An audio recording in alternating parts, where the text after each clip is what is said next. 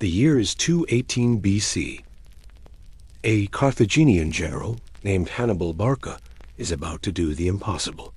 He's about to march an army of nearly 40,000 soldiers, thousands of horses, and 37 war elephants over the frozen, treacherous peaks of the Alps. He has no modern technology, no Gore-Tex jackets, and no GPS. All he has is what his soldiers can carry. He's facing hostile tribes, deadly avalanches, and the logistical nightmare of feeding a city-sized army on the move. How did he pull it off? How did he command loyalty from a starving, freezing army in one of the most hostile environments on Earth? In this video, we'll break down the ancient ingenuity and strategic genius that made one of the most audacious military maneuvers in history a reality. In military history, some achievements are so bold, so unlikely, they feel more like myth than reality. They're the moments when one person's will defies the limits of human endurance and the raw power of nature. This is the story of one of those moments. It's the story of a man who gazed upon an impossible wall of rock and ice, a fortress that looked like it was built by the gods, and decided he was going to walk his army right over it. The grand gamble. To understand why Hannibal would even attempt something so crazy, you have to understand his motive. He felt he had no other choice. It's 218 BC, and the Mediterranean simply isn't big enough for the two superpowers of the age, Carthage and Rome. This is the Second Punic War, a conflict born from decades of rivalry and broken treaties. Hannibal, commander of Carthage's armies, wasn't just a general. He was the living embodiment of Carthaginian revenge. When he was just a boy, his father made him swear a sacred oath to be an enemy of Rome for his entire life. At this point, Rome's power was immense, especially at sea. Roman naval supremacy meant that if Hannibal tried to invade Italy by ship, he'd be leading a suicide mission. His fleet would be spotted and sunk long before it saw the Italian coast. The Romans knew this. They were confident, almost arrogant, that the colossal, jagged spine of the Alps to the north was the ultimate shield. No army of any real size, they figured, could ever punch through it. And that's where Hannibal's genius came alive. He decided to turn Rome's greatest strength, its geographic security, into its greatest weakness. He would do the one thing the Romans were sure was impossible. He would attack from the north. His entire plan was built on the element of pure, jaw-dropping surprise. By any rational measure, the plan was insane. The army Hannibal had assembled in Hispania, modern-day Spain, was a powerful force, but it wasn't a team of mountaineers. Ancient historians like Polybius give us the numbers. After crossing the Rhone River and heading for the mountains, his force stood at about 30,000 infantry, 9,000 cavalry, thousands of pack animals, and those legendary 37 war elephants. Just think about the logistics. A single war elephant can eat up to 440 pounds of food every single day. For all 37 of them, that's over 8 tons of fodder daily. Now add the needs of thousands of horses and mules and tens of thousands of men. The supply train for that army would be a nightmare on a flat road. In the Alps, it was a death sentence waiting to happen. But Hannibal wasn't reckless. He was a meticulous planner. Before setting out, he sent scouts and diplomats into Gaul, the land he had to cross just to reach the mountains. He gathered intelligence on the terrain, and most importantly, on the local tribes. He forged fragile alliances with Gallic clans, who also hated Rome, securing guides and promising them a cut of the loot from Roman cities. These deals were essential. Without local knowledge, the army would be marching blind into a labyrinth of stone and ice. Hannibal knew the risks. He calculated the odds, and he gambled everything on his ability to outwit not just the Romans, but the mountains themselves. The arsenal of ancient genius. So, how do you get an army over the Alps 2,000 years before modern mountaineering gear was invented? The answer is a mix of ingenuity, brutal hard work, and pushing the available technology to its absolute limit. The Carthaginians were brilliant engineers, but they were used to building cities, not taking mountains apart. The army's toolkit was simple but effective. Iron picks, shovels, mallets, and sheer manpower. When a path was too narrow for an elephant or a supply mule, Hannibal's engineers went to work. They'd hack away at the rock, build up ledges with logs and earth, and construct makeshift bridges over chasms. It was slow, ugly, grueling work, chipping away at the mountain 1 foot at a time, all while being exposed to the elements. Perhaps the most famous story of Hannibal's engineering comes from the Roman historian Livy. He wrote that at one point, the path was blocked by a massive rock slide.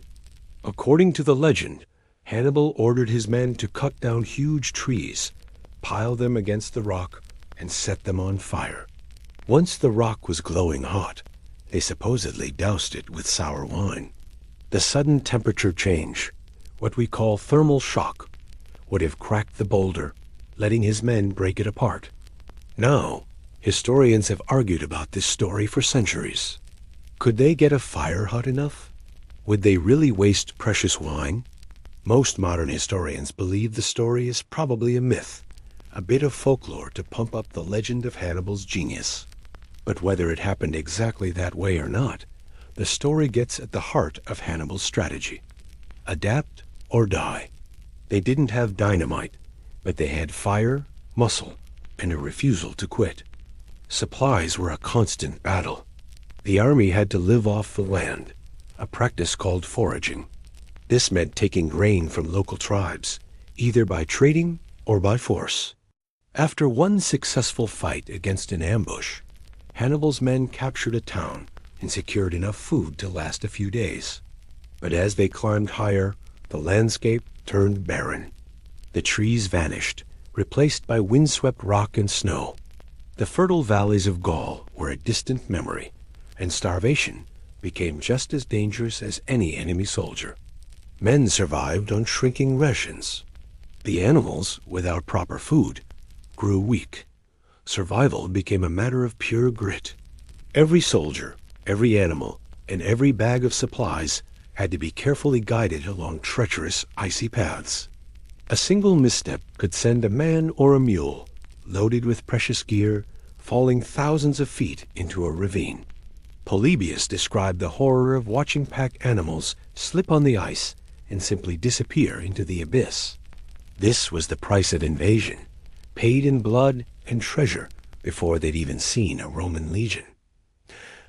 The gauntlet hostile tribes and treacherous paths, the first big obstacle wasn't the mountain. It was the people who lived there. The Alpine tribes of 218 BC were fierce, independent warriors who saw Hannibal's massive army as both a threat and a target. As Hannibal's column stretched out for miles, snaked into the mountains, it was incredibly vulnerable. The tribes used their home field advantage with brutal efficiency. They'd let the front of Hannibal's army enter a narrow gorge, then attack from the cliffs above, raining down rocks and arrows on the trapped soldiers and panicked animals. In those tight spaces, the Carthaginian army's size meant nothing. It was chaotic, close-quarters fighting against an enemy you could barely even see. But Hannibal was one of history's greatest tacticians, and he learned fast. He began sending scouts ahead of the main force to spot ambush points. Then he'd send his elite light infantry to seize the high ground before the tribes could get there, effectively ambushing the ambushers. In one famous encounter, a tribe pretended to be friendly, offering to guide Hannibal through a tough pass and even giving him hostages as a sign of good faith. Hannibal was suspicious. He accepted their help, but took a critical precaution. He put his most valuable assets, the cavalry, and the supply train at the front of the column, and his best-armed infantry at the rear. His instincts were dead on. As the army entered a narrow canyon, the guides signaled their warriors hidden on the slopes. The attack began. But because Hannibal had planned for a betrayal, his infantry at the rear fought off the attackers and kept the column from being cut in half. Even so, The losses were heavy, with men and animals pushed off cliffs in the chaos. Day after day, the army clawed its way upward, fighting for every foot of ground. The paths were often just narrow ledges, slick with ice and mud. The air grew thin, making every breath a struggle. The psychological toll was enormous. Soldiers from the warm coasts of Africa and Spain were now in a freezing alien world under constant threat. They watched their friends fall, not just in battle, but to exhaustion, accidents, and the cold. The legend of the Alps being an impassable barrier was starting to feel terrifyingly real. Hannibal's genius for outsmarting his enemies in the mountains was just a warm-up for what he was about to unleash on the Romans. He was a master of turning a disadvantage into a weapon. If you love incredible stories of ancient strategy and survival, make sure you hit that subscribe button and ring the bell so you don't miss our next video. The gauntlet weather, starvation, and the elephants. After 9 grueling days of climbing and fighting, Hannibal's army reached the summit. But any relief they felt vanished instantly. What they found wasn't a gateway to Italy. It was a new kind of hell. It was late autumn, and winter had come early to the high Alps. They were met with a bleak, windswept wasteland of rock, snow, and ice. The temperature plunged, and violent snowstorms blew in, cutting visibility to near zero and burying the path. For an army of men mostly from North Africa and Spain, this was a profound shock. They had no insulated clothing to protect them from the biting wind. Frostbite became a silent killer, claiming fingers, toes, and lives. Men would fall asleep in the snow and simply never wake up. The fresh snow hid deep crevasses and slippery ice, making every step a potentially fatal gamble. The animals suffered terribly. The elephants, native to the hot climates of Africa, were completely unsuited for this. Their large, flat feet, perfect for grasslands, found little grip on the icy slopes. They struggled, panicked, and fell. The horses and mules, already weak from hunger, shivered in the cold and lost their footing, taking their precious cargo with them. It's here that the modern debate over Hannibal's exact route gets interesting. For centuries, historians have argued over which pass he took. But recently, science has pointed to a prime suspect, the Col de la Traversette. It's one of the highest and most difficult passes, but it matches descriptions from ancient texts. The evidence? A team of scientists studied soil from a bog near the pass and found a strange, compressed layer of earth that dates to almost exactly 218 BC. Chemical analysis showed it was caused by the passage of thousands of animals. They essentially found a 2,200-year-old layer of manure left by Hannibal's army. It's an amazing piece of modern science, where the biggest clue to an ancient mystery wasn't a sword, but the microscopic evidence left behind by thousands of horse guts. This scientific clue paints a grim picture. The Col de la Traversette is brutally steep on the Italian side, which perfectly matches the ancient accounts of a nightmarish descent. The army was now trapped at the top of the world in a blizzard, with the food all but gone. Morale hit rock bottom. The men were exhausted, freezing and starving. They had survived the climb, but now they looked down at an even more dangerous path ahead, and many gave up hope. The summit and the perilous descent. This was Hannibal's ultimate test, not just as a general, but as a leader. His army was broken. His men saw the endless snow-capped peaks and the terrifyingly steep path down, and they were on the verge of mutiny. Hannibal knew he was losing them.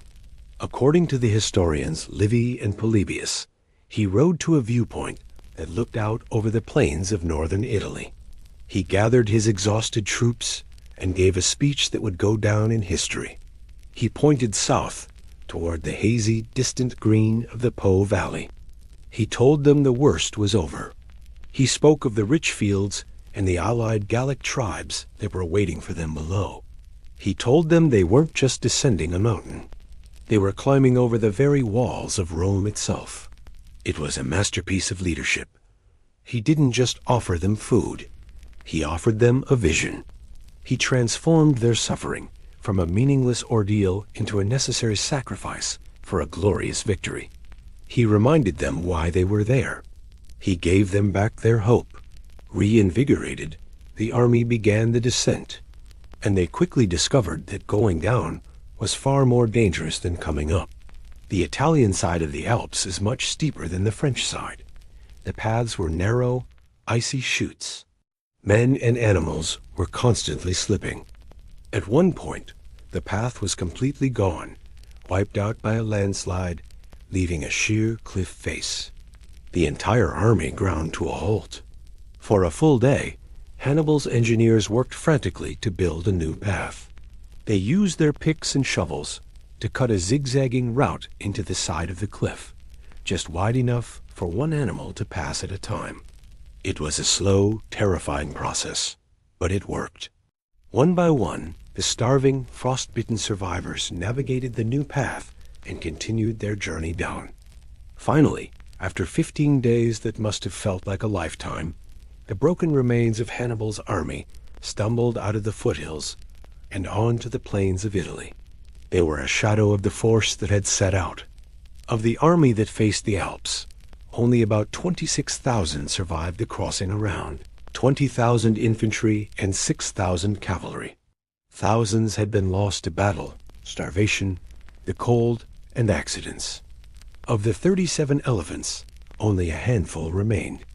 The army was gaunt, exhausted, and frostbitten. But they had made it. They had done the impossible. And the Roman Republic, resting safely behind its mountain fortress, had absolutely no idea what was coming for it. The legacy of audacity. The crossing of the Alps wasn't a victory in itself, but it was the key that unlocked all of Hannibal's future victories in Italy. The shock of his arrival sent a wave of panic through Rome.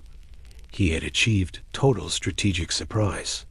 The Romans thought they'd be fighting a war in Spain and Africa. Now, one of history's greatest military minds was on their doorstep. In the months that followed, Hannibal's depleted army would inflict a series of humiliating defeats on the Romans at Trebia, Lake Trasimene, and the legendary Battle of Cannae, where he wiped out a Roman army twice the size of his own. So, how did he do it? How did Hannibal cross the Alps when all logic said it was impossible? It wasn't one thing. It was meticulous planning mixed with brilliant improvisation. It was using diplomacy to find local guides and tactical genius to defeat ambushes.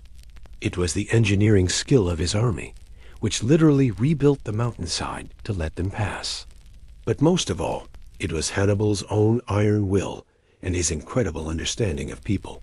He knew how to inspire his men to go far beyond what anyone thought was humanly possible. The feat became an instant legend. It proved that no natural barrier, no matter how intimidating, was truly impassable for a leader with enough audacity and a goal worth the incredible cost.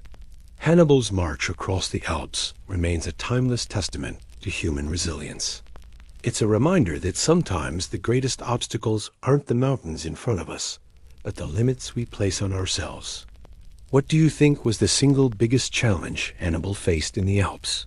The hostile tribes, the winter weather, or just feeding that massive army? Let us know in the comments below. And if you want more epic stories from the ancient world, don't forget to like this video and subscribe. Thanks for watching.